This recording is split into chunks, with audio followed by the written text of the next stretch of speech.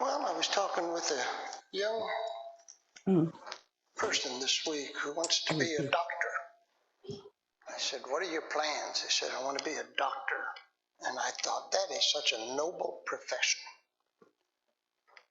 And how when you're a doctor, people respect your advice because they know you've studied many, many years and passed a test confirming your expertise. I was talking about this with a doctor friend of mine once, and he said, "You know, Phil, you should have gotten an education and been a doctor instead of a pastor." I said, "Well, I do have an education. I went to college and graduate school, then went on 2 extra years to study Quakerism and writing. I had to do a 2-year internship, and before my degree was conferred, I had to write a thesis and then pass an oral exam with my professors." He said, "That's not the same. Anybody can pass a theology test." He said this to me. Now, you know that I'm a pacifist, but I swear to Jesus, I wanted to sword the man. According to a recent poll, 20% of Americans now self-identify themselves as Christian nationalists. And here's what that means.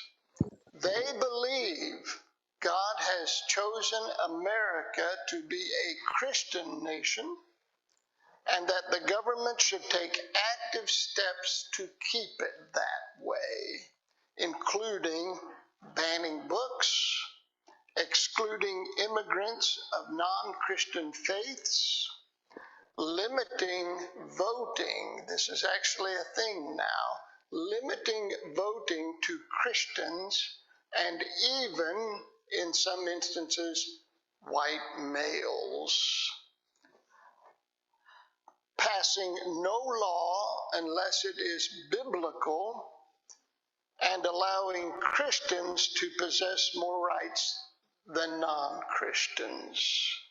This is all to say that not everyone can pass a theology test, or for that matter, a history test.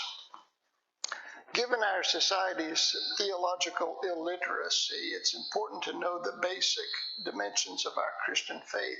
So I'm starting a new series today, and I'm calling it Christianity 101.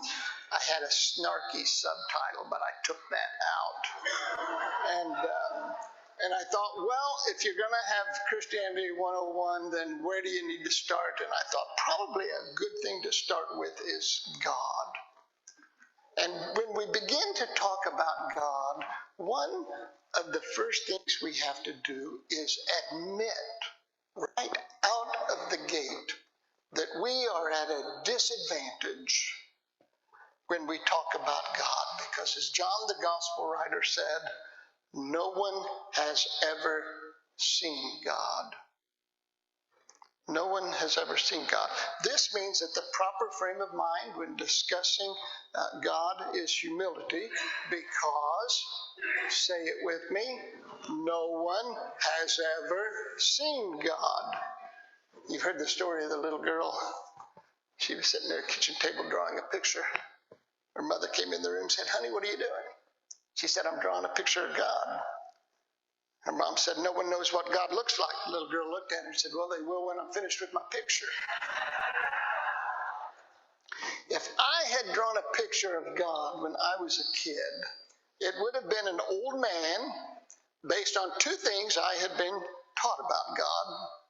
That God was male, he, Father, God was male, and that God lived forever. Lived forever. God would have looked just like my neighbor, Mr. Vaughn, a man who, by all appearances, had been around forever. It helped that Mr. Vaughn was nice and gave me candy when I went to his door. But then Mr. Vaughn died, and when he didn't come back to life 3 days later, I realized he wasn't God, despite meeting most of the criteria. As it turns out, Mr. Vaughn, while not God, was made in the image of God, as were all of us. which just blows my mind to think about. I don't even know what that means, and I'm not even sure how that works. What does that mean to be made in the image of God? We'll be thinking about that and talking about that in this series. I do know that being made in the image of God has caused some people to think they are God. Usually television preachers, certain billionaires, and several members of Congress. We ask ourselves what God is like because this is the big question in life. This is the big question in life. Maybe not the first question. The first question is probably, is there a God? Of course, we have no scientific proof there is, which is fine, because asking, is there a God, does God exist, is really not a question for science. It really isn't.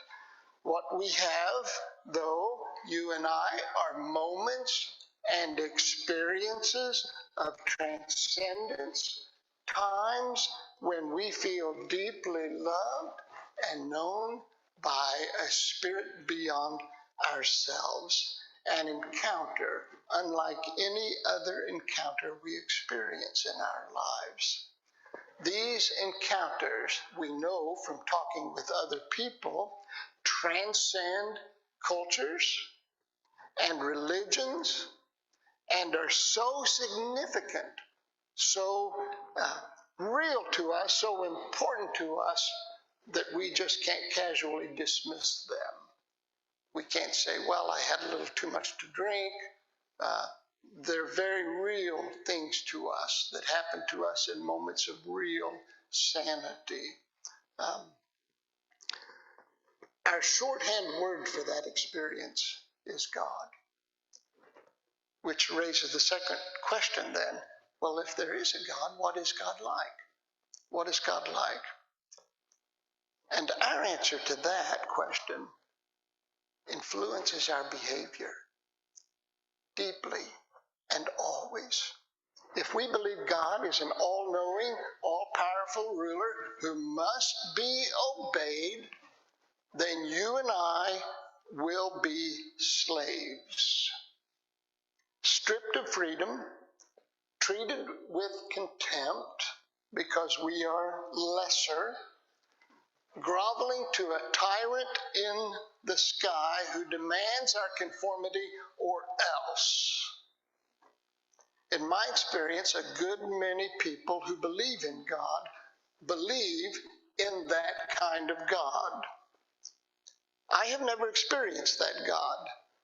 Indeed, if that is who God is, then I want it to go on the record right now as saying that I am an atheist.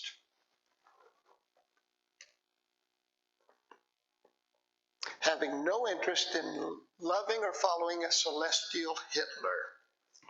It has also been my experience that those who believe in that kind of God, having made their peace with tyranny, are more likely to tyrannize others, believing it their sacred duty, hence the Christian nationalism, whose God is never merciful, and if it is present, that mercy is always confined to a tribe or a nation or a religion. This is the God of fundamentalists everywhere. It is the God of closed minds, hardened hearts, and militant ignorance.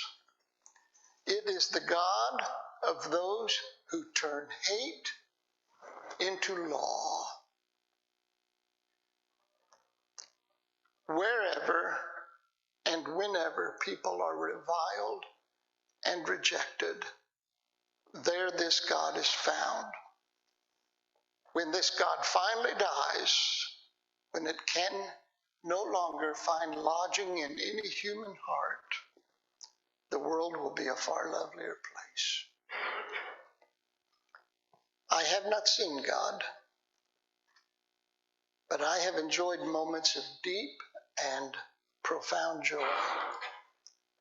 I have enjoyed moments of clarity when my path and duty became clear to me. I have enjoyed moments of forgiveness and acceptance when self-hate and hatred threatened to overwhelm me.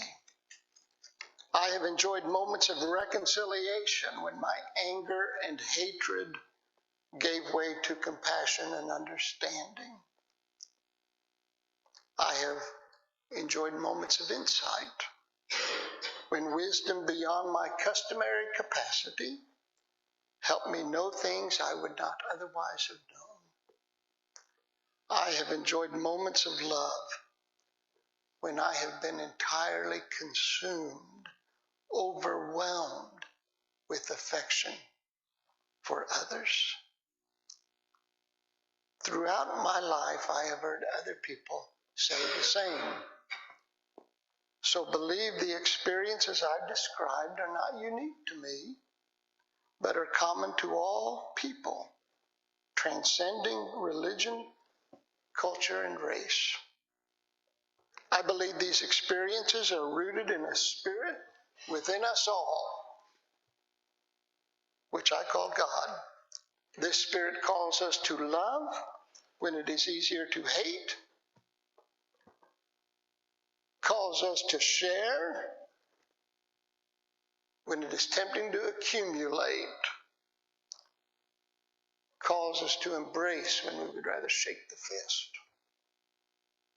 calls us to listen when we are tempted to rant and correct, calls us to create when we are inclined to destroy. To be made in the image of God is to aspire always to be the best person we can be, the finest self we can be. And two, when the day is done, lie down in peace, our hearts full, our conscience untroubled, knowing we are both loved and called to love. That to me is God. And there is no place in that definition that permits me to treat others poorly. There is no place in that definition that permits me to extend some rights to others and exclude others from the rights I enjoy. There is no place in that God that allows me to be happy at someone else's suffering, or to be gleeful when someone with whom I have trouble is suffering.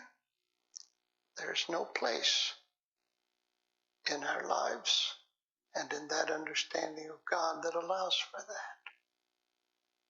And when at the end of every day I can lie down in bed with my heart full and my conscience untroubled, knowing I am loved and knowing I am called to love, I know that that is a day I have spent in God's presence. That to me is God, in whom we love and live and move and have our being. That I'll just come right out and say it. Well, I have a good friend who's become a friend through motorcycling. He doesn't come to church, which is fine. He always says he can't believe that he spends time with a minister. He never dreamed he would. I was with him the other day, and we were talking about Donald Trump. Now, you know, over the course of the Trump presidency, I have made it a careful point to never say anything at all about that and to keep my counsel to myself. You know, I have been that way. And so yesterday, in violation of that pattern, I was talking about Donald Trump and said to this man, my motorcycle friend who doesn't go to church, I won't be happy until that man is in prison. And he said, really? He said, that's interesting. I thought you would have been happy if he were healed.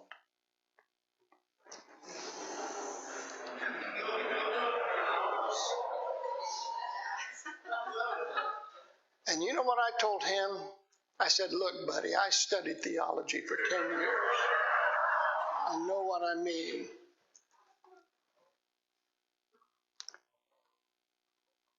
So let's never, friends, do what I did. Let us never be glad at the idea of revenge and retribution to satisfy some twisted longing in ourselves. Let us instead always work and pray and labor for the healing not only of ourselves, but for the healing of all. This is what it means to be a Christian. May we be that way. Turn and greet, friends.